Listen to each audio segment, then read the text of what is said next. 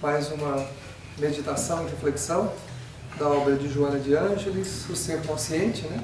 Essa obra que nós estamos trabalhando, para buscarmos, como nós dissemos aí na prece, um pouquinho mais, né, de entendimento, um pouquinho mais de meditação e reflexão acerca dos temas que envolvem a nossa vida, para a gente começar a aprender a pensar na vida, né? Porque nós somos convidados constantemente pela doutrina espírita à meditação, à reflexão, a fazermos essa busca interior tão necessária para irmos identificando aquilo que a gente precisa e irmos traçando aí a nossa modificação.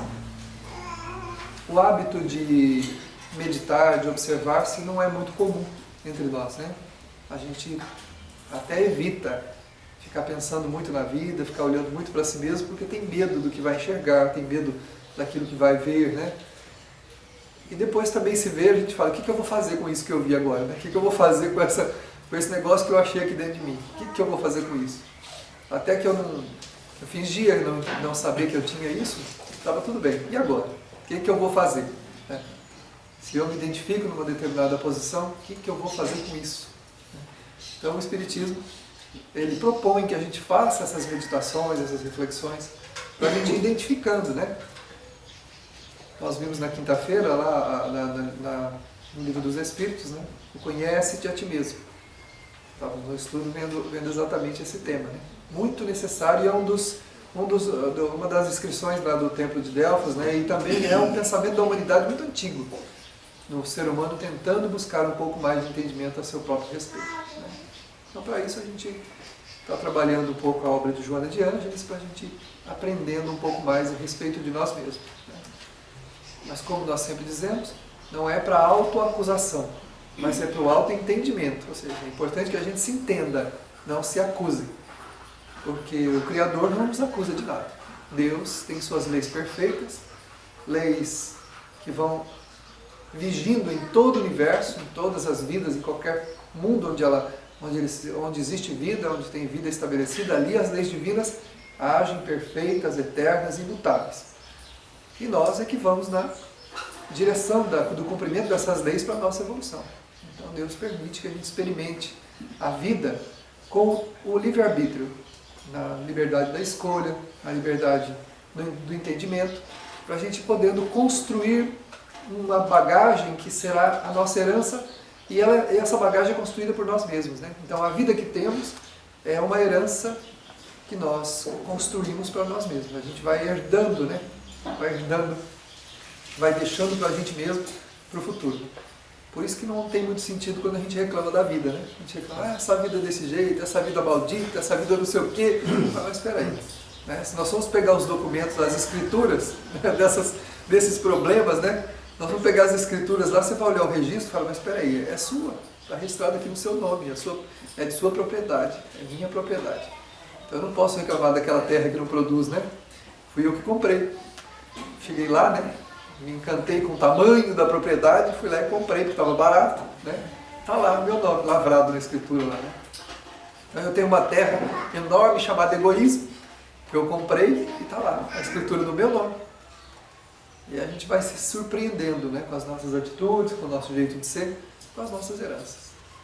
Mas a vida é maravilhosa por isso, porque ela propicia o entendimento para a modificação, para o crescimento, para a evolução.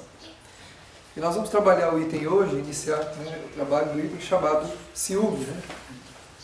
Que também não é um problema de nenhum de nós. Nós não temos esse problema porque, né, nessa terra, nesse mundo dos mundos dos perfeitos, né, nós não temos esse problema do ciúme. Mas, deixando aqui as brincadeiras, né, vamos a grande profundidade que a Joana coloca nesse tema, né? Ela coloca, iniciando assim, que o ciúme, tipificando insegurança psicológica e desconfiança sistemática, né? Ou seja, insegurança e... o que mais? Desconfiança. Isso aqui é grego e aramaico, viu? Vocês não se espantem, não. Se acompanhar escritas, não tem problema. É desconfiança e insegurança. Como nós estávamos comentando, o espírito é herdeiro de si mesmo. carrega o seu progresso e também o seu fracasso. Então, naquilo em que nós progredimos, nós temos forças para os enfrentamentos, temos segurança, temos pelo menos um ponto de partida. Mas naquilo onde a gente não progrediu, a gente tem insegurança, tem fraquezas, tem inabilidades, né? Temos uma série de inabilidades. Então, é muito natural que a gente não consiga lidar tranquilamente com uma série de coisas. Por quê? Porque somos ainda frágeis nesse sentido. Há muita coisa por fazer.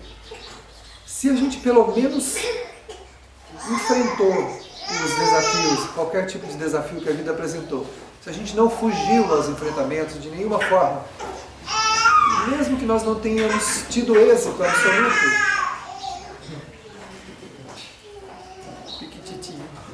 eles não querem nem saber mesmo.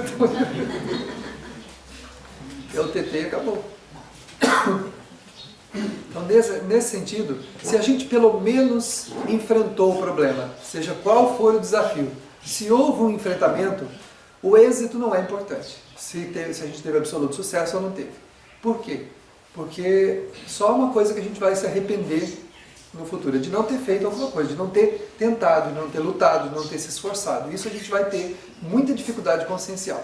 Mas se fez o enfrentamento, e esse enfrentamento não foi o melhor, ou teve distorções, ou a gente se perdeu no meio do caminho, a gente fez uma parte, outra parte não, esse efeito de luta, de esforço, de dedicação, de enfrentamento, fica como um valor positivo na alma. É um valor positivo, que fica guardado ali. Falei, eu não consegui, mas eu tentei. Eu consegui, eu tentei pelo menos, eu fiz o que eu pude, eu me esforcei, faltou o quê? Faltou força moral, faltou força física, faltou força emocional, faltou alguma coisa, mas eu tentei, mas eu me esforcei, mas eu lutei. Então quando a gente faz isso, a gente ganha, embora não tendo os nossos potenciais todos aperfeiçoados, e não tendo completamente conhecimento exato daquilo que a gente tem que fazer, a gente não tem mais o quê? Insegurança. Porque o inseguro é aquele que nem sequer tentou fazer coisa nenhuma. Recebe o desafio e foge dele. Recebe o desafio e foge desse desafio, abandona. Na primeira dificuldade, pula do barco, foge. Não vou enfrentar isso aqui. Não vou enfrentar. Eu estava lendo, acho que há um tempo atrás, agora, umas crônicas, a história de uma mãe. Eles contam várias histórias de mães que tiveram filhos, né, pequeninos, e que elas tiveram que assumir os filhos sozinhas. Não contaram com o auxílio do parceiro. Né? Então, no depoimento de uma mãe, ela conta que ela literalmente comeu pão que o diabo amassou, para poder ficar com o filho dela. Porque a família a expulsou de casa. Ela era muito jovem, ela foi expulsa de casa porque engravidou. A família não permitiu que ela tivesse o filho de ninguém. Ela tinha duas opções. Ou ela fazia o aborto e ficava no lar, ou ela ia embora com a barriga dela. O pai disse isso para ela. Se você quer ter a sua barriga, você vai embora com a sua barriga. Agora, se você quiser ficar conosco, você vai abortar e vai ficar conosco. E ela passou uma semana em conflito, muito, muito aflita, que foi o prazo que o pai lhe deu, e decidiu que ela ficaria com a barriga dela, ficaria com o filho. E foi colocada para fora. E aí ela comeu o pão que o diabo amassou. Ela foi para a rua pedir, ela dormiu embaixo de pontes, ela dormiu em viadutos, em becos, viveu entre marginais, mas ela disse, em nenhum momento eu perdi a minha integridade. Eu não me deixei de forma nenhuma ser usada por ninguém e não fiz nada que pudesse me envergonhar diante do meu filho. Aí ela disse assim, até que um dia, de tanto perambular, eu já estava com 6 meses, quando passando por um bairro desses bairros mais abastados, uma senhora que morava sozinha me viu. E me viu sentado em um banco, com a cabeça voltada para o chão, se aproximou de mim, perguntou o que estava acontecendo, e eu contei-lhe a minha história. Ela me levou para sua casa, e eu imaginei que fosse, sei lá, uma empregada. Achei que fosse ser uma empregada da casa, o que seria para mim uma glória. Eu que sempre tive tudo, né? Meu pai sempre me deu tudo, não éramos ricos, mas tínhamos alguma coisa. Assim, mas achei que fosse ser uma empregada da casa, mas não. Ela me adotou como filha, e resolveu cuidar de mim. Me levou ao médico, iniciei o pré-natal e acabei tendo meu filho junto com essa senhora com quem convivo até hoje. Ela é minha mãe, ela é meu pai e ela é a avó do meu filho. Filho que me traz grande alegria. E ela disse, em nenhum momento me arrependo absolutamente disso. De ter sofrido muito para poder ficar com meu filho. Em nenhum momento me arrependo disso. Então, quando a gente busca essas histórias reais, né, quando muitos desfechos não são esses, né, para resolver o problema, fica mais fácil você eliminar aquilo que na verdade é o modo da sua dificuldade, né? Seria abortar, seria mais simples, se ela quisesse continuar tendo a vida cômoda que tinha. Mas esses enfrentamentos são esses que dão força ao espírito. Ela errou, é claro, assumindo uma maternidade antes da hora, contrariando as expectativas todas da família e todo o processo de vida dela. Mas ao assumir a sua vida com tudo aquilo que ela criou, ela ganhou uma força espiritual imensa. E é isso que o céu precisa que nós façamos. Quando a gente dá um passo na direção daquilo que a gente precisa fazer, a vida toda se mobiliza para auxiliar a gente. Quando a gente cruza os braços ou dá um passo para trás, nós ficamos sozinhos. Aí a gente fica com o quê? Com a nossa frustração, com a nossa insegurança, com a nossa incompetência, com todos os sentimentos negativos e autodepreciativos que vão nos tornar o quê? Uma pessoa insegura, desconfiada e frágil.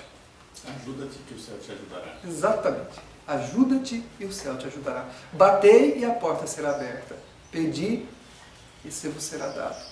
Então esse é o entendimento do Evangelho.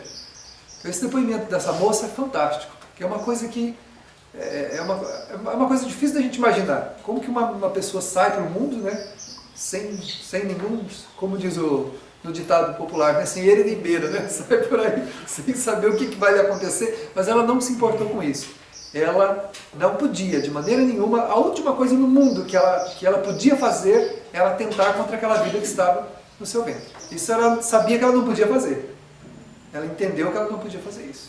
O resto, depois, ela iria ver como que ia resolver. Quando a gente dá esse passo, a vida toda se mobiliza para auxiliar a gente. Agora, quando a gente não dá um passo, e o que é pior, fica culpando todo mundo, né? Todo mundo da nossa desgraça, da nossa infelicidade, das dificuldades, né? O Espiritismo diz que mesmo que o problema que nós estejamos sofrendo tenha sido causado por outra pessoa, nem mesmo assim a gente pode argumentar ou dar desculpa de que nós estamos sofrendo por causa dos outros. Nem assim. Porque como o acaso não existe, as coisas não vêm parar na nossa vida por acaso. Nada acontece conosco por acaso. E mesmo aquilo que é fruto das nossas escolhas, muito mais, né? Esse nos pertence. Então qualquer escolha que nós façamos, é preciso o enfrentamento, a decisão, a tomada de consciência para o melhor possível, sem contrariar as leis divinas. Por quê? Quando nós contrariamos as leis divinas, a gente resolve momentaneamente o nosso problema. Resolvemos momentaneamente. Mas criamos o quê? Criamos uma desidentificação emocional muito grande. A gente passa a não saber mais o que sente. Né? Quantas pessoas usam os outros, brincam com o sentimento de todo mundo e aproveitam às vezes a beleza, ou o dinheiro, ou alguma prerrogativa a mais que a pessoa possua para brincar com o sentimento dos outros. Usa um, usa o outro, vai se desidentificando emocionalmente. Um dia, quando for parar, não, agora eu vou parar, agora eu vou ser feliz. Eu comento muito isso com a mocidade. Fala, cuidado, não brinque com o sentimento de ninguém. Porque o dia que você disser, agora eu vou parar, vou procurar uma pessoa para me unir, para ser feliz, a vida fala assim, de jeito nenhum. Agora é hora dos resgates. Ou acontece um fator muito comum. A própria pessoa depois não encontra mais ninguém. Porque essa pessoa agora, que ela não quer mais bagunçar, que ela está procurando para ela ser feliz, ela não encontra. Porque não é que não exista a pessoa, é ela que não tem mais identificação emocional efetiva e não sabe mais o que sente. Ao se aproximar de alguém, fala assim, eu só sei usar. E agora, como é que é sentir alguém para realmente ter alguém do meu lado, para compartilhar um sentimento, para viver um sentimento? Não sei o que fazer, não sei mais. E a pessoa vai ter que, a duras penas, ganhar de novo a dimensão desse sentimento outra vez para poder saber o que sente. E às vezes vai ter que passar, ou passa uma vida toda sozinho, ou simplesmente vai perambular de relacionamento em relacionamento. Como um amigo que eu conheço, que eu já contei a história para vocês, está no 5º casamento e o problema é sempre todo mundo, não é ele. Nunca é ele. Ele está no 5º casamento. Até eu disse para ele a última vez que a gente se viu, casa não, né? Então é só um trabalho de... Quer dizer, ele só não tem filhos com essas pessoas, mas ele está no 5º casamento. Ou seja, o culpado são as mulheres todas, não tem nenhuma mulher nesse mundo que preencha as necessidades dele. Não é isso, né? Não é isso que acontece. Conheço também, né, uma pessoa que também brincou muito, né, e acabou casando com uma megera. Uma megera que ele usa a própria língua como tapete para ela passar, de tanto que ele gosta dela. E ela faz dele gato e sapato. E ele não consegue desvincular dela, porque é perdidamente apaixonado por ela. E a família inteira fala, eles brincam, você está pagando. Lembra que você aprontava com todo mundo, agora você está pagando. Né, então ele bota tapetes vermelhos para ela passar, e ela desdenha ele, passa do lado dele. Nem sabe, ele fica louco da vida. Porque por mais que ele faça, nunca tá bom, ele nunca satisfaz o ego dela, ele se endividou todo para dar um monte de coisa, não adianta. E ele não consegue desvincular dela porque é perdidamente apaixonado por ela. É uma armadilha da vida também, né? Ou seja, a pessoa brinca e aí vem a consequência, né? Você tem que assumir a responsabilidade do seu afeto, daquilo que você criou, né? Então, quando a gente dá passos na direção da concretização das coisas dentro da lei divina, quando a gente enfrenta, quando a gente luta, assume a vida, não é importante o desfecho, mas é importante a luta, essa trajetória, esse caminho, é não sair do caminho, é caminhar apesar de tudo. Onde a gente vai chegar, isso não é importante. Isso dá o quê? Segurança psicológica e não insegurança. E dá confiança em Deus. Aquela moça que saiu de casa, literalmente sem ele nem beira, como é que ela saiu de casa? Desconfiada que ia dar tudo errado? Não. Ela confiou que de alguma maneira Deus iria auxiliá-la, porque ela fez a melhor opção. Eu vou optar pelo meu filho. Então Deus vai me ajudar. De alguma maneira eu vou conseguir encontrar um caminho para mim. E essa confiança a fortaleceu de tal forma que ela conseguiu realizar ali, né, o autoencontro, né, o encontro com o seu sentimento, com a resolução das consequências que ela sofreu. Falando tudo isso, né, a gente vai chegar onde? No ciúme, né? Porque o ciúme é o quê? É justamente isso, é a insegurança psicológica, a desconfiança, porque o espírito sabe que ele não pode confiar nem nele mesmo. Ele sabe que, por causa das fugas, por causa do ego dominador, do egoísmo exacerbado, né? Por causa desse sentimento de posse. É engraçado, né? Tinha um filósofo que dizia assim, quanto mais se tem por dentro, menos se quer por fora. Quanto menos se tem por dentro, mais se quer por fora, para fora. Então, ou seja, quanto mais coisas a gente necessitar de ter, menos coisas a gente tem por dentro. Quanto menos coisas por fora a gente tem necessidade de ter, mais coisas a gente tem por dentro. Então, quer dizer, a pessoa vai tentando construir um império fora dela. Não é errado conquistar coisas, progredir. Aliás, existe a lei, no livro dos Espíritos fala que a lei do progresso é uma lei. O homem tem que progredir, o dinheiro é muito importante, as coisas são muito necessárias, mas elas não podem ser o quê? O foco das nossas atenções. Porque quando toda a nossa atenção está voltada para essas conquistas exteriores, isso significa que tem alguma coisa errada por dentro. A pessoa ela olha para fora para não ter que olhar para dentro, porque muitas vezes não encontra nada. Ou o que encontra não é agradável de ver. Então, a pessoa, quanto menos tem por dentro, mais ciumenta ela é.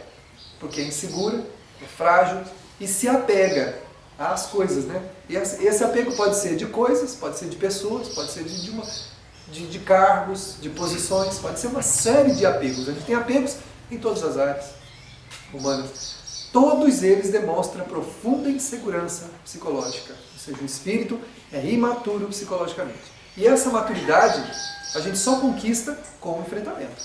Com o enfrentamento e a não desistência dos desafios que a vida apresenta.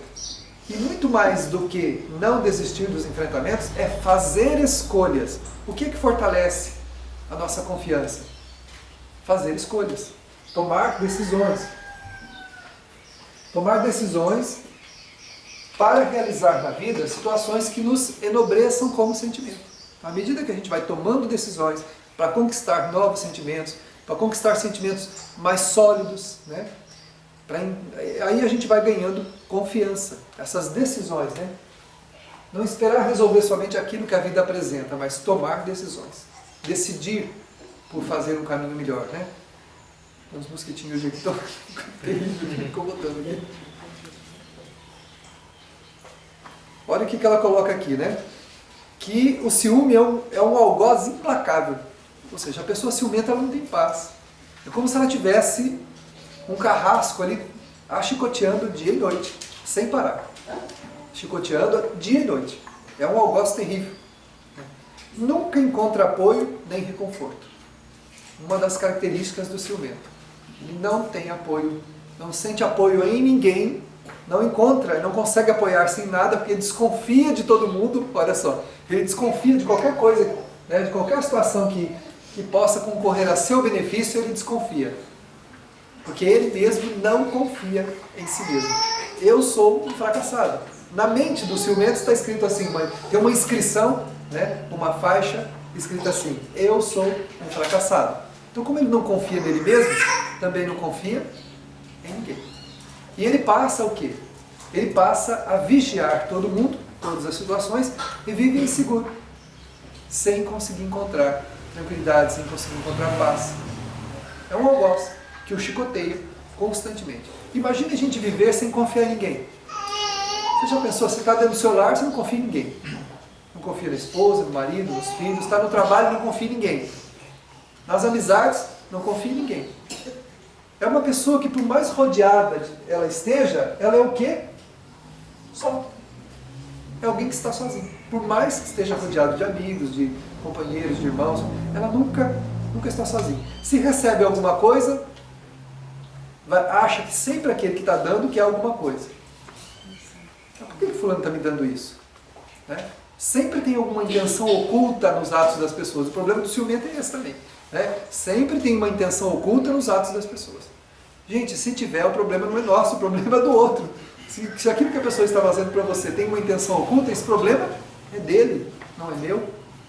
Aparentemente eu tenho que receber o que ele está me dando, mas eu não tenho que tentar entender se existe uma intenção oculta atrás, até porque a gente não vai saber. E o ciumento é extremamente neurótico nesse sentido, porque ele quer entender as razões porque os outros fazem alguma coisa por ele, porque ele se sente incapaz de fazer alguma coisa por quem quer que seja. Normalmente, sendo frágil, não faz nada para ninguém. Quando faz porque tem um interesse. Faz porque precisa ancorar-se nas pessoas, né? Na gratidão das pessoas. Também lembro de uma pessoa que eu conheci há muitos anos atrás também. Essa pessoa disse assim, era uma senhora de uns 50 e poucos anos. Ela disse, numa entrevista, ela disse assim: eu fiz tudo o que eu pude pelas pessoas e agora me encontro numa situação que eu estou sozinha e ninguém faz nada por mim. Aí naquela época, me recordo agora, né, que a benfeitora disse assim, ela jogou âncoras em todo mundo para prender as pessoas a ela pela gratidão. Mas na sua solidão, nos momentos em que ela estava sempre sozinha consigo mesma, era uma pessoa desconfiada, era uma pessoa mesquinha, egoísta, que fazia para os outros, mas para manipulá-las, para que tudo concorresse para atender a sua vontade, para não sobrar nenhuma fresta, para que quando ela fosse buscar alguma coisa, tivesse as suas vontades atendidas. Então o que ela fazia? As pessoas, ela se prendia para tentar, toda vez que ela quisesse alguma coisa, encontrar alguém que fizesse por ela, por gratidão, por aquilo que ela estava fazendo pela pessoa. Então, nenhuma das suas ações era o quê? Não eram espontâneas, né? Não eram ações, eram ações condicionadas, na esperança de não ficar sozinha, mas ela tinha, só que a benfeitora disse assim, só que ela não é uma pessoa má, é uma pessoa frágil. O maior desespero dela, o maior terror nos pensamentos dela era de ficar sozinha, de não ter nunca ninguém que se preocupasse com ela, de não ter nunca ninguém que olhasse para ela, que cuidasse dela, que quisesse desenvolver alguma coisa por ela, e que ela tivesse que ficar sozinha. Ela sentia um terror na alma muito grande disso. E foi exatamente o que aconteceu. As pessoas foram se afugentando, foram sumindo. E ela ficou sozinha. Ela ficou sozinha. Mas por quê? Porque as intenções pelas quais ela fazia o que fazia não eram as intenções de fazer realmente o bem para os outros. Era de criar pontos de gratidão em torno dela, por onde ela passasse, para que quando ela precisasse, ou que seja, nem que não precisasse, que as pessoas ficassem presas a ela pela gratidão. E ela não ficasse sozinha. Mas a gente não pode vigiar o sentimento dos outros. Como que você pode se ancorar em alguém fazendo alguma coisa para essa pessoa, você ficar preso a ela pela gratidão da pessoa? Como que você pode controlar o sentimento dos outros? Chega até a ser egoísta.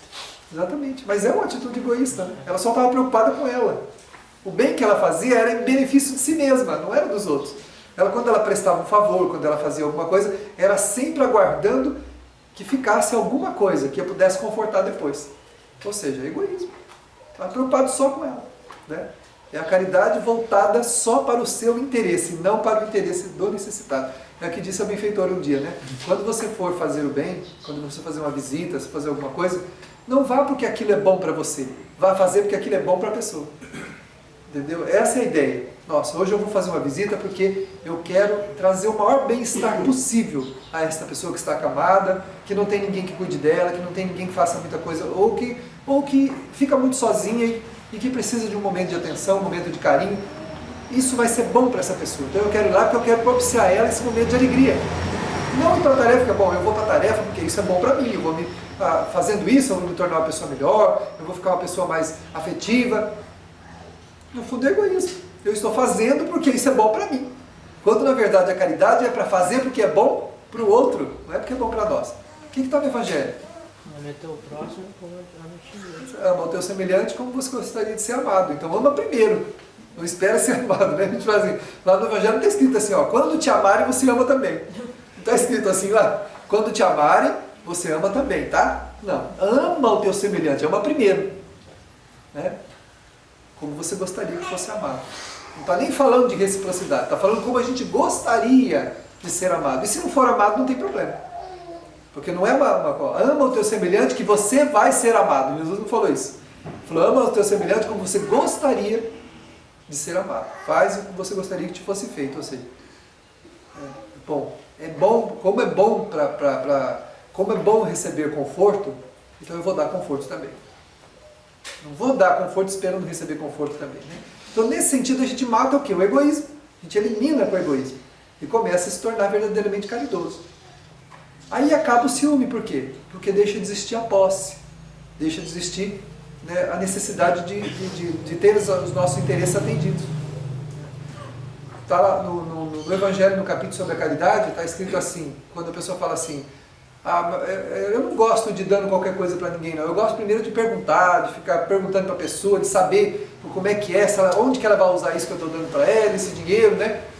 Como se fosse grande coisa. A gente dá uma moeda e acha, né? Como aquela história que eu contei do mendigo, cara. Olha lá o que você vai fazer com essa moeda. E o mendigo falou, vou comprar uma fazenda. O cara jogou a moeda. Olha lá, rapaz, o que você vai fazer com essa moeda, hein? Com esse dinheiro aí. Ele falou, vou comprar uma fazenda com esse dinheiro. Quer dizer, não é nem essa questão, né? Quando a gente entra nessa dinâmica da caridade, né? Que é a dinâmica do dar sem procurar receber, ela vai fazendo o quê? Ela vai mudando o nosso sentimento, vai destruindo o egoísmo e vai acabando com a necessidade de receber. Porque é muito melhor fazer do que receber. Receber é secundário. Porque a gente se edifica fazendo, não é recebendo. Se as pessoas fizessem todas as nossas vontades, se toda a nossa vida fosse voltada para o atendimento de tudo aquilo que a gente deseja que fosse atendido, isso não acrescentaria um dia de paz à nossa vida. Como tem muita gente que tem isso e não tem paz. Tem gente que tem tudo, fama, dinheiro, beleza, afetos, amor, tem de tudo. E suicida-se. Procura a morte por via do suicídio. Está cheio de casos. De gente que tinha tudo. E quem não tem nada, tem 12 filhos, mora numa choupana, não tem nada, come sei lá o quê e vive, feliz da vida. Os filhos sobem em cima do pai, beijam, puxam o cabelo, né, entra por baixo, derruba, puxa a saia da mãe, e dorme todo mundo amontoado. E olha, é uma vida feliz. Sem agrura, né, só as dificuldades naturais da falta do material, mas tem o afetivo. Né? Olha, uma cadinha tudo sujo, tudo pulando em cima da mãe, aquela coisa grudada no pai, e tá ali. Ele vive feliz da vida. Né? O outro tem um palácio. E tem um filho em cada cômodo, né? E a mulher lá no último escritório da academia, lá no final, ele entra na casa, aquela desolação, sentimento nenhum. Não é porque, por causa do tamanho da casa, mas é porque o sentimento não está sendo exercitado. Né? Estamos transferindo para as coisas a nossa segurança, querendo ancorar nas pessoas, querendo ancorar nas coisas para não ficar só. Como essa senhora, na verdade, ela era uma pessoa doente. Era uma pessoa doente. Tinha um egoísmo muito grande, mas o medo dela era de ficar só. Ela tinha um medo muito grande de ficar sozinha. E acabou sozinha. Acabou sozinha. Ela falou, aí ela disse na entrevista, né? Eu que dei tanto, agora eu não tenho nada. Aí a benfeitora disse assim, não. Ela não deu. Ela barganhou. Mas não teve de volta. Ela deu o produto dela e não recebeu de volta. Porque você não pode garantir. Em termos de afeto, você não pode garantir que vai receber o que está dando. Não pode. E o único bem que retorna para nós é o bem que a gente faz, com sentimento, com desprendimento, porque é bom para o outro, porque é bom para a pessoa, porque é bom fazer os outros felizes. Eu vou para essa atividade porque é bom fazer as pessoas felizes. Eu quero fazer as pessoas que eu estou visitando felizes. Eu quero fazer a pessoa que está entregando essa cesta feliz. Eu quero fazer isso aqui porque sempre pensando no bem-estar do outro. Nesse sentido, o que a gente colhe da tarefa é a paz. É uma paz na alma indescritível. Que não importa onde você esteja, o que você esteja fazendo, aquela paz te sustenta. Sem necessidade de coisa alguma. Se é amado bem, se não é amado também não há problema nenhum. Era isso que o Chico dizia sempre, né? Que ele falava aos outros, eu tenho que dar o direito de serem o que quiserem ser, mas eu tenho que ser melhor. Eu tenho que fazer, eu tenho que me dedicar, eu tenho... E foi isso que ele fez a vida inteira. E outros tantos que a gente pega aí na história da humanidade que fizeram isso, né? Então a gente tem que buscar essa segurança. E essa segurança a gente só encontra assim. Senão a gente vai ser um poço de ciúme. Porque a gente vai ficar jogando âncora nos outros. Jogando âncoras nas coisas materiais, nas pessoas. E para tentar, quando puxar, tá preso, né? Mas não fica preso. Porque a gente não pode controlar os sentimentos de ninguém. E o material não é nosso. Então onde a gente ancorou? As coisas materiais não são nossas. Deus está no Evangelho segundo o Espiritismo, no capítulo sobre a verdadeira propriedade, que Deus pode transferir de mal a hora que Ele quiser. É dele, não é? Ele pode transferir. A gente pensa que está fazendo uma grande coisa, faz um mau negócio, perde tudo. Meu Deus, como que eu não enxerguei isso? Não era para enxergar mesmo. Era para entregar, não é mais seu. É para o outro agora. Aí a pessoa fica lá, como diz a criança, chupando o dedo, né? Olhando para aquilo tudo. Como que eu pude perder tudo isso? Entra em depressão, se mata. E aí vai. Né? Então jogar âncoras nas coisas materiais também não dá. Nas pessoas a gente não pode garantir, porque você controla o sentimento do outro? Não controla. Mesmo que a pessoa te diga todo dia, eu te amo, né, com um sorriso aqui. Na alma ela diz assim, eu te odeio, porque ela tem algum interesse, então ela diz que te ama. Mas lá no fundo ela está dizendo, eu te odeio. Né? Ela diz para ela mesma, toda vez que eu disser ao fulano eu amo, que equivale a dizer eu odeio. E diga, eu te amo, bem satisfeita de dizer a si mesma, eu te odeio. E você fica feliz, porque o outro está dizendo que te ama. Fica feliz nada. O tempo passa, não convence, né? A pessoa fala assim, nossa, não sei, tem alguma coisa de falso nesse eu te amo dela, né? Tem alguma coisa esquisita nesse eu te amo. Mas por quê? Porque essa âncora no que a gente fica jogando, ela não prende, não funciona, não prende. A única coisa que nos traz bem-estar é a nossa autoprodução. O que a gente produz tem efeito. O que a gente não produz não tem efeito. O que a gente produz gera solidez. O que a gente não produz gera vazio. E é mais ou menos isso que a gente faz. Como a gente investe nas almas dos outros, no sentimento dos outros, a gente está sempre vazio. Se compartilhasse esse sentimento mesmo, né, como nos ensina o Evangelho, a gente estaria gerando solidez. Então aí a gente tem paz. Tem paz porque resolveu oferecer o sentimento. Aí consegue conviver com quem quer que seja, do jeito que a pessoa é. Né?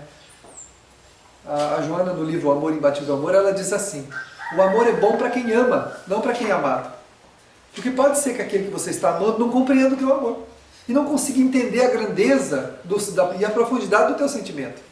Mas para você aquilo faz bem. Então viva pelo amor que você está dando, não pelo amor que você necessita receber. Porque se viver para receber, vai ser infeliz. E vai ser ciumento. Por quê? Porque vai sentir, por não estar dando verdadeiramente, estar criando, apesar de estar fazendo exteriormente, não estar fazendo interiormente, experimenta um vazio muito grande da alma. E quanto mais dá, menos tem. Por quê? Porque está dando com o interesse, está tentando ancorar. Bom, eu vou me prender aqui, vou fazer tudo por você. Quando a pessoa diz isso, ela está dizendo que vou fazer tudo por mim. Né? Vou fazer tudo por mim. Na verdade, está, né, quando for, olha, você é a pessoa, como é que é? Uma pessoa disse uma vez, que eu vou ser feliz nos seus braços. Eu falei, vixe, danou-se, né? Porque um autor que escreve uma obra psicológica, ele diz assim, braços que depois de um tempo se transformam em tentáculos. Né? Antes, no começo é braço, depois vira tentáculo, né? Que prende só. Não oferece mais nada. Né? Então, ninguém pode ser feliz nos braços de ninguém pode ser feliz na vida de ninguém pode ser feliz por causa de ninguém. Essas coisas é a nossa ilusão. Né? Por ter, por querer ser, por querer poder, nada disso funciona. Mas é quando a gente faz, desprendido, né? A gente cria solidez na aplicação dos sentimentos. Né? Ganha confiança e deixa para trás a insegurança. Naturalmente, o que acontece com o ciúme também desaparece. Porque, em verdade, diz a Joana aqui nesse texto mais para frente, o ciumento é um egoísta. Ele está preparando um campo para o seu benefício. Então o ciumento fala assim, eu fiz tudo por você. Mentira. Eu fiz tudo para que a situação fosse confortável para mim. Por isso é que eu te dei o que eu te dei. Aí cobra tudo. Né? Lembra daquele anel que eu te dei? Aí eu falo assim, mas aquilo foi em 1912. Não lembro mais. Pois é, ele tinha 3 risquinhos, amarelo, um verde, tinha um negocinho embaixo e uma pedra em cima. Sabe os detalhes do anel. Aí a pessoa fala assim, nossa, onde será que está esse anel? Nem lembro disso. Então a pessoa vai contando as migalhas que vai dando para o outro, porque é com essas migalhas que ele pretende construir um império onde ele pretende morar, no coração dos outros. E aí não dá certo. Ele não está dando porque ele quer o prazer, a alegria da outra pessoa. Ele está dando porque ele está investindo em quem? Em si mesmo. Eu vou te dar, mas é porque eu preciso receber. Eu vou te prender a mim. Qual a grande ilusão, né? Vou te prender a mim. Quem que pode prender? Deus não prende a gente. Existe um livre-arbítrio, a liberdade absoluta de agir. Claro que restrita à nossa condição evolutiva, né? A gente fala que tem liberdade absoluta, mas não tem não, né? Tem um pouquinho, tem umas coisas que Deus não deixa a gente fazer não. É que nem a criança. Você tem uma criancinha de 5 anos, você traça um raio de ação para ela e fala, aqui dentro você é livre. Fora desse círculo aqui eu vou te pegar. Para lá desse murinho aí não deixa sem não. Ali tem coisa que corta, tem coisa que machuca. Então a gente está fazendo uma coisa aqui e está com o olho na criança. Se ela tentar pular a mureta, a gente pega ela e puxa para cá. É o que Deus faz com a gente. A nossa liberdade é uma liberdade vigiada. A gente tem liberdade dentro de um círculo de ação e reação que a gente pode controlar. Né? Deus permite isso. Então, mas Deus dá essa liberdade. Se Ele dá essa liberdade, como é que a gente quer prender os outros? Não prende. Ninguém prende nada, nem ninguém.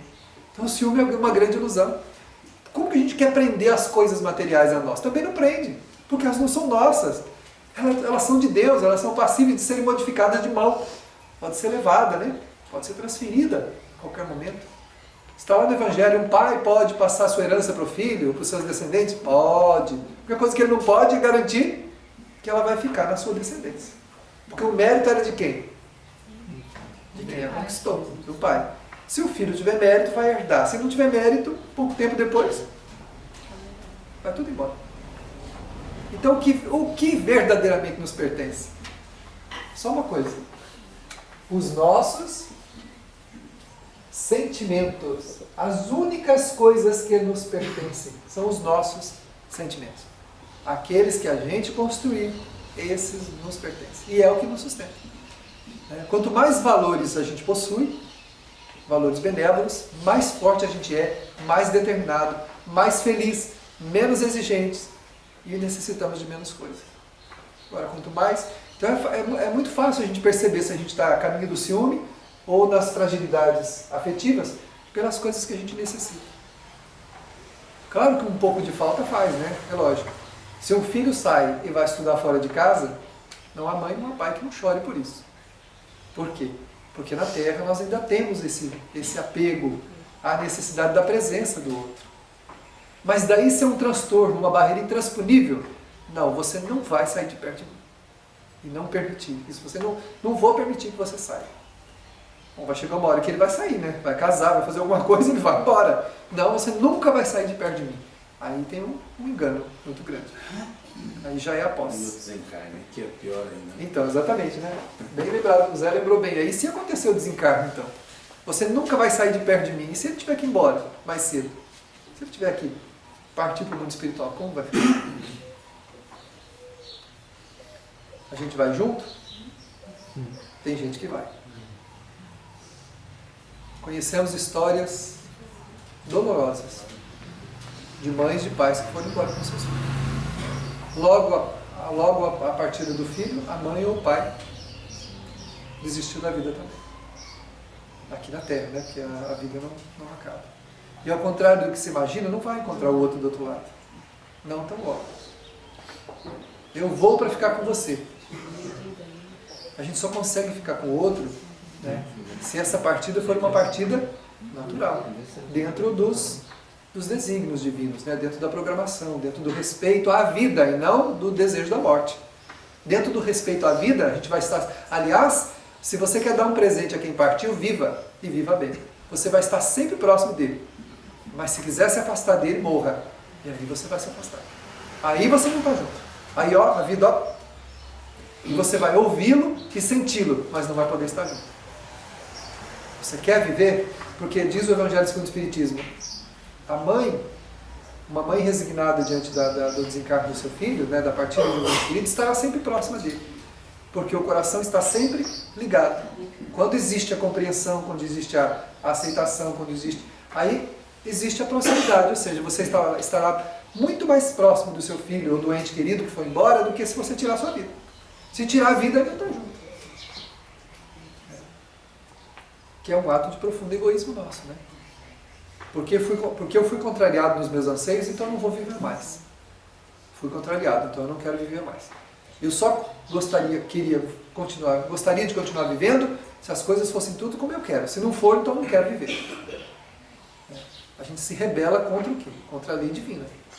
E contra o direito de cada um de cumprir o seu programa. Cada um de nós trouxe uma programação. Não é porque é pai, porque é mãe, porque é esposa, porque é marido, porque é filho, que eles estão atados a nós.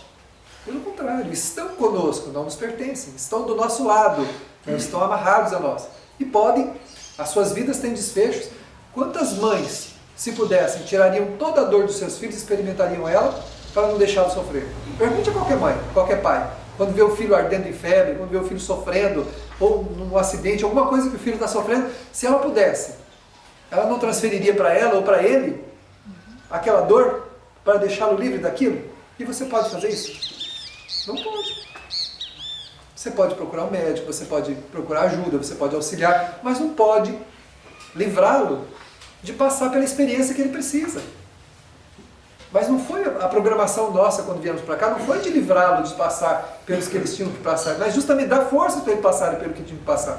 Era justamente estar do lado, era fortalecê-los, era caminhar junto, era dizer, vamos que eu te ajudo, vamos que eu estou com você. Pode olhar do lado, ó, eu estou aqui. Não era para a gente tirar deles aquilo que lhes pertence. Não é possível fazer isso. Ninguém pode transferir o fardo de ninguém para si mesmo, não tem jeito isso. Mas a gente acha que pode. Né? E quando não pode, então, aí a vida não interessa mais. Então.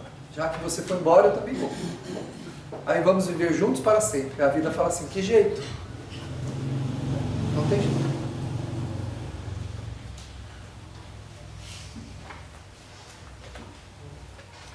Ao contrário de fazer bem àquele que a pessoa diz amar, o ciúme asfixia.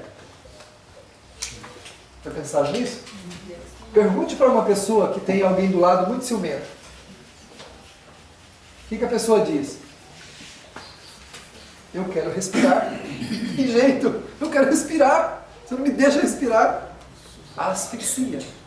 É isso que a pessoa que está do lado experimenta. Não experimenta alegria. Ah, como eu sou amado. Como você se preocupa comigo. De jeito nenhum. Né? A pessoa vai mudar o passo, tá o passo, a mão dele lá embaixo para você não pisar. Mas eu quero pisar aí, deixa eu pisar. Mas você vai cair, deixa eu cair. Eu quero aprender, eu preciso aprender. Me deixa, quer dizer, asfixia. A pessoa, no começo é bom. Todo mundo gosta de ter suas vontades atendidas, todo mundo. Mas depois de um tempo, fica insuportável. Porque se tem uma coisa que a gente deseja nessa vida é ter o controle de si mesmo. o controle da sua própria vida, de fazer as suas coisas, de decidir. É bom sentir alegria, frustração, tristeza, bem-estar. É bom sentir pelas próprias escolhas, porque é assim que a gente aprende. Se eu tomo uma decisão e eu erro, a consequência daquele erro me ensina, eu aprendo. Agora, se alguém faz por mim, eu não aprendo nada. Tem a mãe de um dos nossos frequentadores da casa aqui, quando o marido desencarnou, ela não sabia onde ele tinha conta, ela não sabia preencher um talão de cheque, ela não sabia usar um cartão porque a vida dela era assim.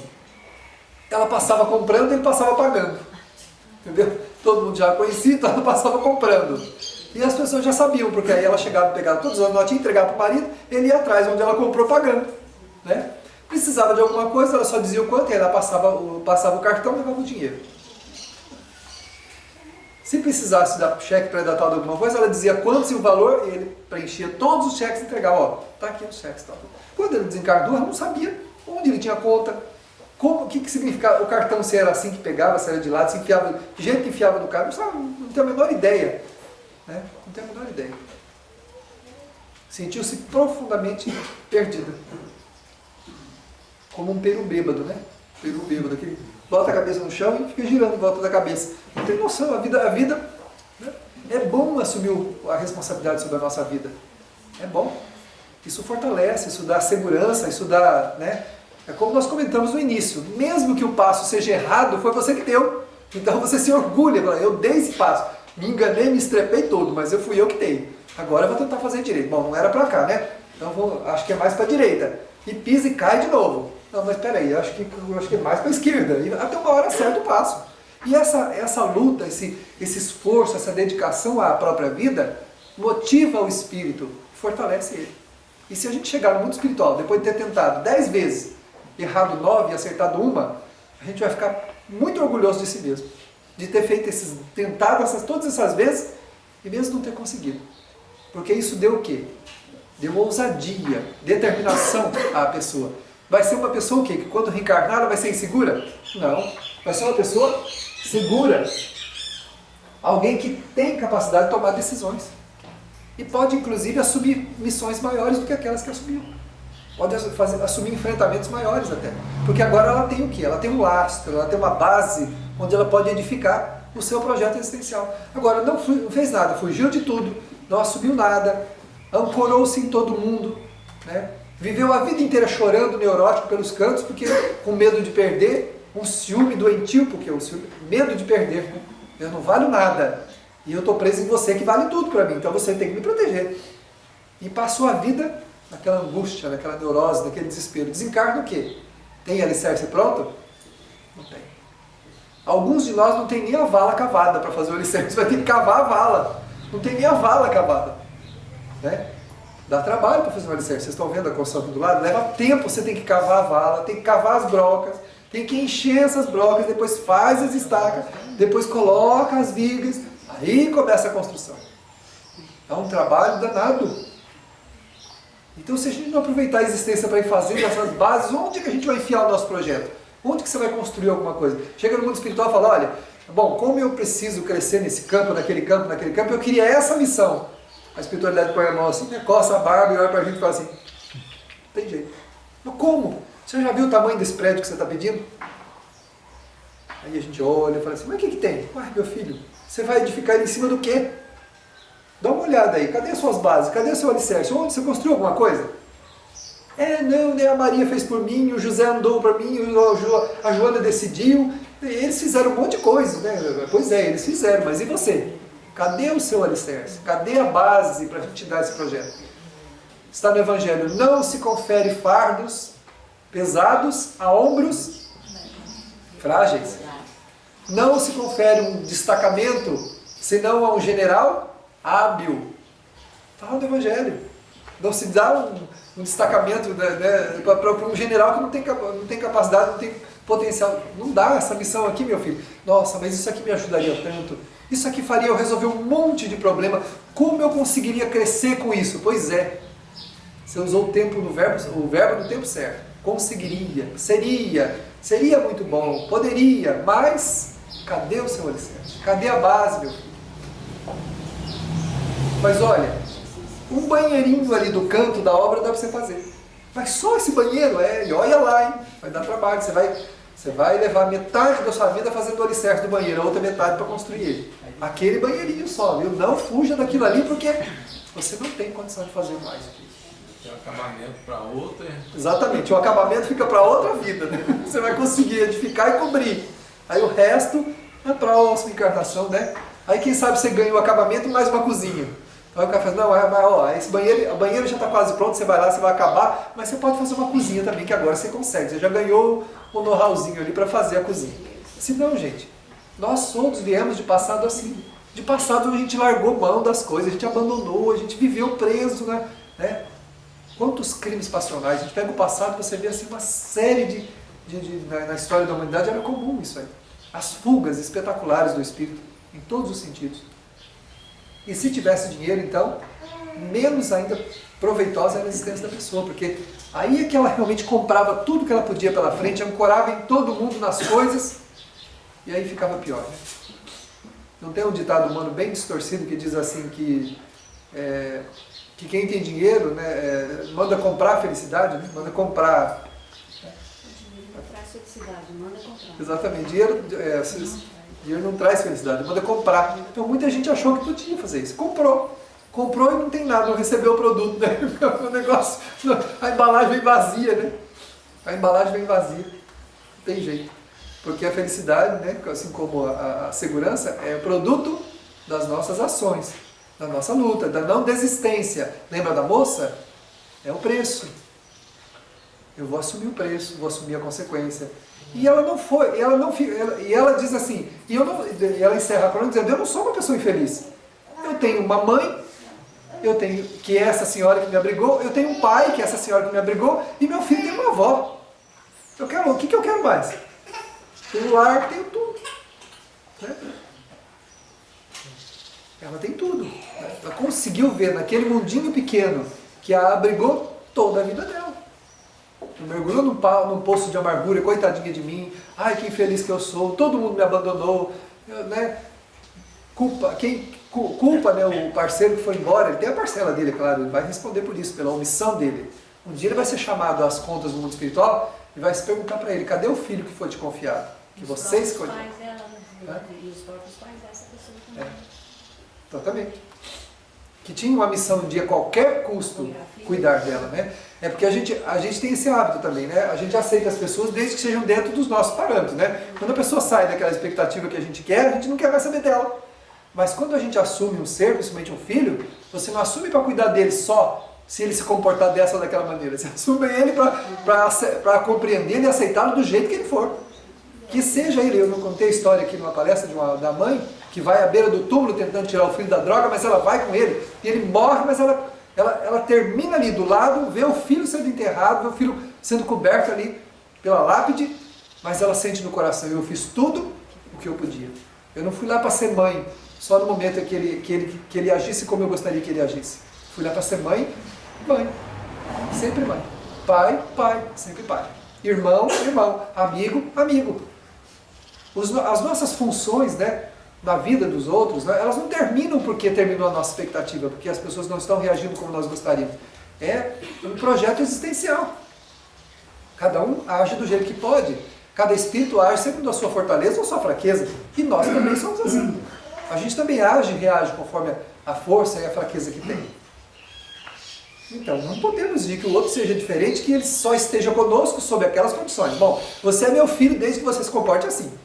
Se você não se comportar dessa forma, você não é mais meu filho. Quantos pais falam isso para os filhos? Entrega o filho para a mãe, o problema é seu agora. Entrega para Deus. Você que cuida aí do seu filho, né? Como do seu filho? Ou o marido, ou a esposa fala para o marido, né? Cuida aí do seu filho. Ou seja, não é nosso, né? Entre aspas, né? A função, né? De pai é uma função dele. Está lá no Evangelho, né? Quando chegar no mundo espiritual. O que fizeste dos filhos que eu te confiei? Confiar significa que não é nosso. Senão seria que os filhos que eu te dei. Mas não é isso que lá está no Evangelho. Que fizeste dos filhos que eu te confiei. Mas se eu sou desconfiado de mim mesmo, como que eu vou confiar no outro? Eu desconfio de mim mesmo, não confio em mim mesmo, como que eu vou confiar, né? Deus Deus confia almas a um desconfiado. Olha que coisa interessante, né? O Criador confia almas para um desconfiado cuidar delas. Então, olha a complexidade, né? Olha as nossas ligações, né, necessárias para o nosso engrandecimento e crescimento espiritual. Então, essa fortaleza está dentro daquilo que a gente vai fazendo por nós mesmos, né? É bom fazer. Nem sempre é bom receber. No Amor Imbatível Amor, a Joana fala isso. O amor é bom para quem ama. Não, nem sempre para quem amar. Porque o que está sendo amado pode não ter preparo para receber o amor que você está dando. Mas se você amou, foi bom para você. Eu investi 15 anos da minha vida em você, eu perdi 15 anos da minha vida do teu lado. Então, porque o outro é uma caderneta de poupança agora, é uma aplicação que a gente chega lá e investe, né, esperando render um juro. É assim que a gente vê o sentimento dos outros, uma caderneta, né, onde a gente aplica lá alguma coisa. Não. Você ganhou 15 anos da sua vida. É só eu que fiz, fulano não fez nada. Isso é um problema dele. Se você fez, os juros renderam sim. Renderam para você. E vão te tornar uma pessoa melhor. Esse amor que você dedicou, principalmente como a Amélia Rodrigues fala de Jesus, né? Ela fala que Jesus foi o amor não amado. Ou seja, quanto menos a gente recebe do outro, mais valor tem para nós o que nós estamos dando. Porque é o dar sem necessidade da reciprocidade. Sem necessidade de receber de volta os sentimentos que a gente está dando. Então, nesse sentido, a gente busca, desse entendimento do ciúme, uma avaliação bem necessária e profunda que nós precisamos fazer.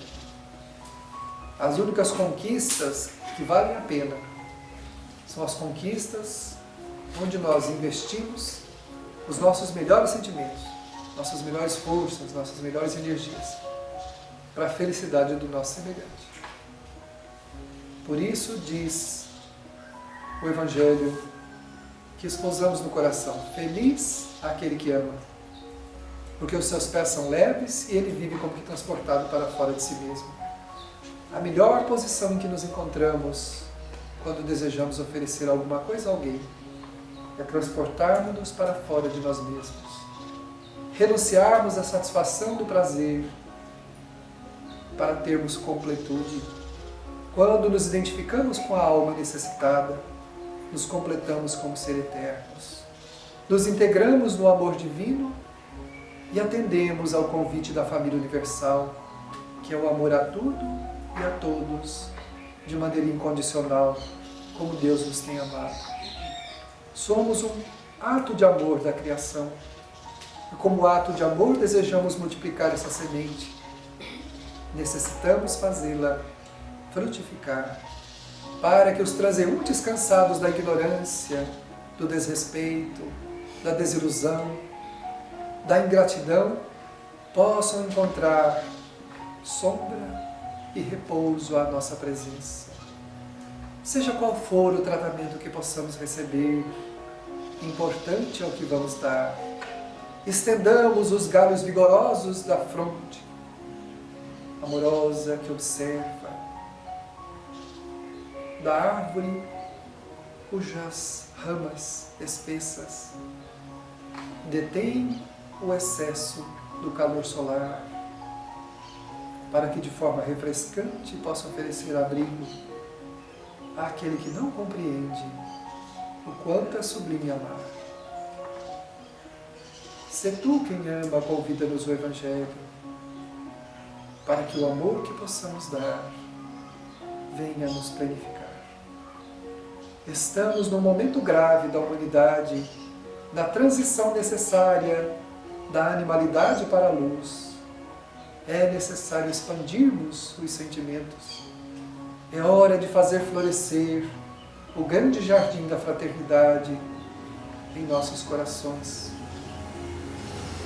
Hora de expandirmos luzes para que o feito para os nossos irmãos ilumine a nossa própria estrada, a estrada da omissão, da indiferença. Ofertemos o pão necessário para matar a fome de todos aqueles que a vida convidou a viver do nosso lado. pão de esperança, pão da confiança, o pão da determinação. E juntos possamos fazer o grande banquete da paz, onde, apesar de nada recebermos, possamos estar plenos e confiantes. Respeitemos as limitações alheias, aceitemo-las como um momento de autoexposição, onde no espelho grandioso da vida nos veremos refletidos nas ações que inconformadamente visualizaremos em relação aos outros. Esta denúncia necessária é um momento de profunda reflexão e uma proposta para a modificação. Se conosco, Jesus, auxilia-nos a deixar para trás a escravidão do ciúme, fortalecendo-nos no ideal de servir, onde encontraremos paz para a nossa sofreguidão. Que Ele nos abençoe agora e sempre. Graças a Deus.